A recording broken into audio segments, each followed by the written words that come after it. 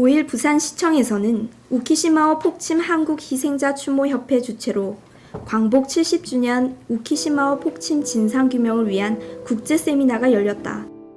이날 세미나에서 고바야시 히사토무 강제동원 네트워크 사무국 차장은 미해결 우키시마오 사건과 일본의 과거 청산에 대해라는 주제 발표를 통해 우키시마오 사건 피해자의 대일 손해배상 청구권은 분명히 존재한다고 강조했다. 반세기가 훨씬 넘어서는 지금까지 일본군 고위폭침설, 미 해군 기뢰 충돌설 등 온갖 추측 속의 사고 원인은커녕 희생자 수조차 제대로 규명되지 않고 있는 우키시마오 폭침 사건.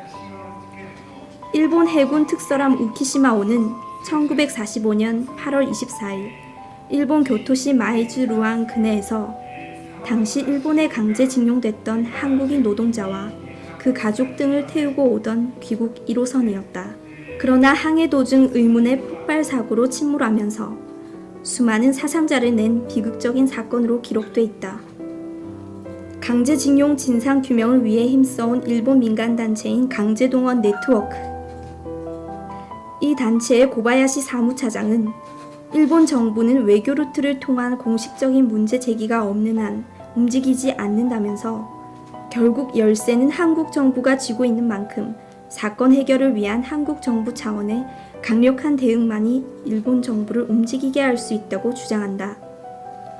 고바야시 사무차장은 한국 정부는 50년 전 한일 청구권 협정 때문에 일본 정부의 문제 해결을 요구하지 않고 있다며 협정 당시 해결한 것은 한국 정부의 재산권과 외교 보호권 포기이며 개인의 손해배상 청구권은 남아있다고 강조했다. 이어 1966년 제정된 일본 국내법, 재산 및 청구권에 관한 문제 해결과 경제 협력에 관한 일본과 대한민국 간 협정은 손해배상권에 대해서는 규정하지 않았다. 따라서 우키시마오 사건 피해자의 손해배상권은 일본 국내법에 따라도 소멸하지 않았다고 주장했다. 한국 정부가 일본 정부의 사건 해결을 공식적으로 요청하도록 한국 국민 스스로가 나서야 한다고 촉구했다. 이날 우키시마오 침몰 원인 고찰이라는 주제 발표에 나선 전재진 우키시마오 폭침 진상규명위원회 회장은 우키시마오 침몰은 일본 군부의 계획적이며 의도된 폭침 사건이라고 규정했다. 그 주장을 뒷받침하는 사례로 우키시마오의 출항전 자폭장치 설치 증언과 부산항을 향해 직항로를 선택하지 않고 일본 본토 연안을 따라 남하한 정황, 폭발 전 일본 해군 승무원의 모선 탈출 정황 등을 공개됐다.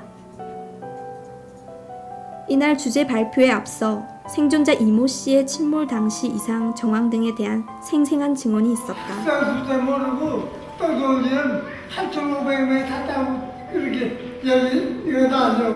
뉴데일리 TV 우미지입니다.